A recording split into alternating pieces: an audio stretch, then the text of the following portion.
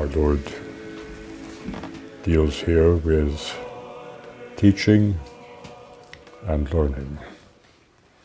And all of us, even if we have the title of distinguished professor of such and such a science, we are all learners.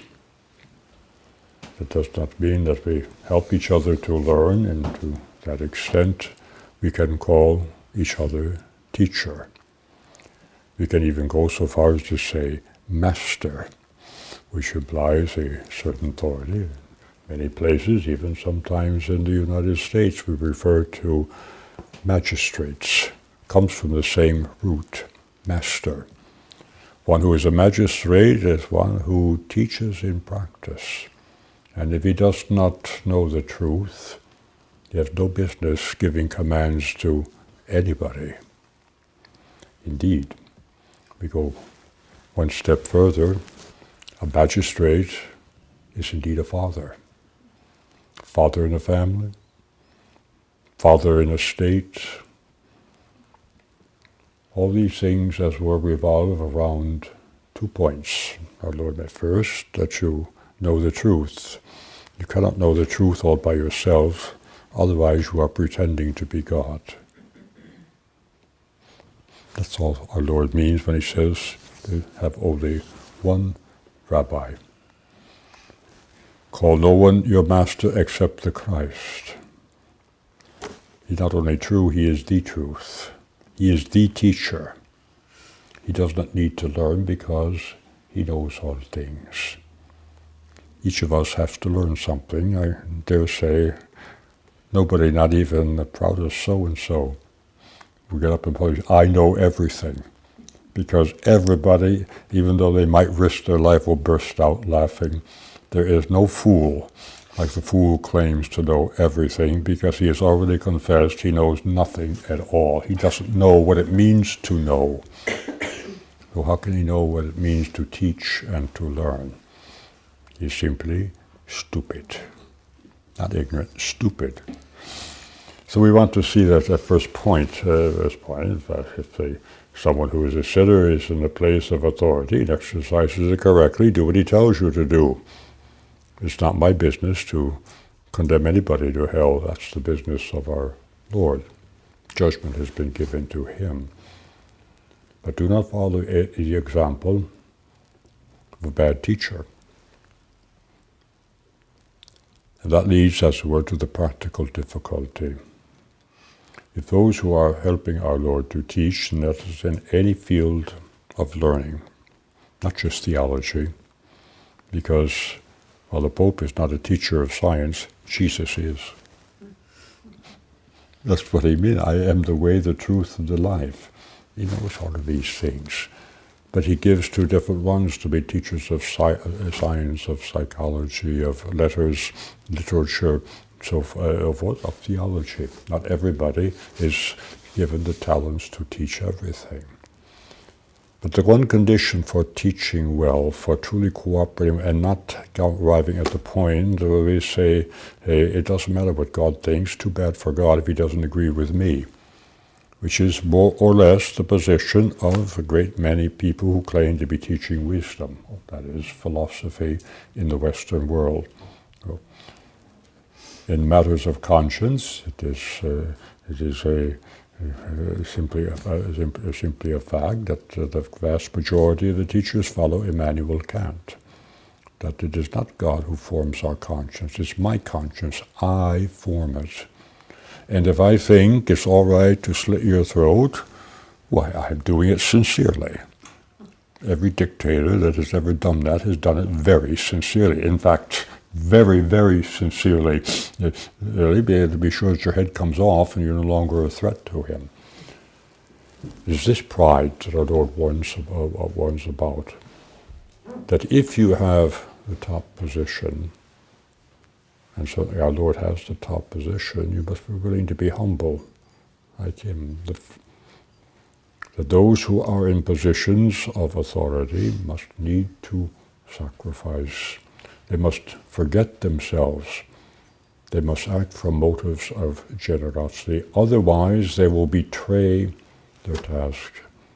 And Brother will be divided from brother and sister from sister, and all of the other things the Lord said. Learning the truth, which is indispensable for love, instead of being what God intended it to be, becomes the occasion for division. To the point that everyone claims, I'm the teacher. To the point that, as it were, if an authentic teacher tries to teach, why it seems discriminatory to the 3-year-old who's just beginning kindergarten. Why he can bring a bit of litigation in relation to the court and have the teacher pilloried for having discriminated against him. Unfortunately, we think that's a joke, but it happens. Not too often, thank God, but we can see what could happen if this sort of thing went out of control. And with that, we see how important it is to be holy. Whether we are fathers or teachers or mothers, whatever position we occupy, not to replace the Christ, but to assist them. We must begin just on the foundation of wisdom is humility. That was the mistake of the angels who fell, to want to call the shots, to be the ones who determined what is the difference between true and false, but still more importantly, between good and evil. This is the tyranny of relativism, of which our Holy Father spoke on at the time of the last conclave. It characterizes the thinking of practically the whole world at the present time. What's true is what is relative to what I like, what my opinions are. What is false is what goes against it. But worse than that, what is good is what I say is good. What is evil is anything that goes against my will. We may describe that as the quintessence of pride. When we are humble, we follow the example of our Lord, who humbles himself. Our Lord, not grudgingly, but generously and joyfully. The letter to the Hebrews said he set it before him as a joy to take up the cross. Do we consider it an honor and a privilege, as St. Peter says, is when we suffer innocently for the sake of Jesus, in union with him? These are the things that we must keep in mind, and if we do, if we continue to teach by good example, what St. Francis meant by the sermon of good example. You don't say anything, but works speak louder than words.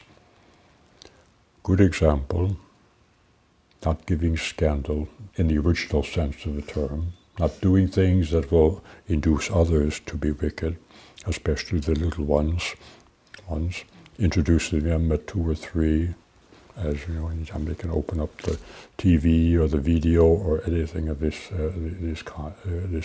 kind. This is far more powerful by way of influence. Mothers and fathers who give good example. Teachers of the kindergarten, the lower grades especially, but also at a higher level in the colleges and universities, knowing how to set forth firmly, politely, but nonetheless effectively the truth for its own sake. Okay? By living that is a far more powerful example than all of this, the construction of hypotheses, theories. Somebody has a new theory on, Lord only knows how to get to the moon.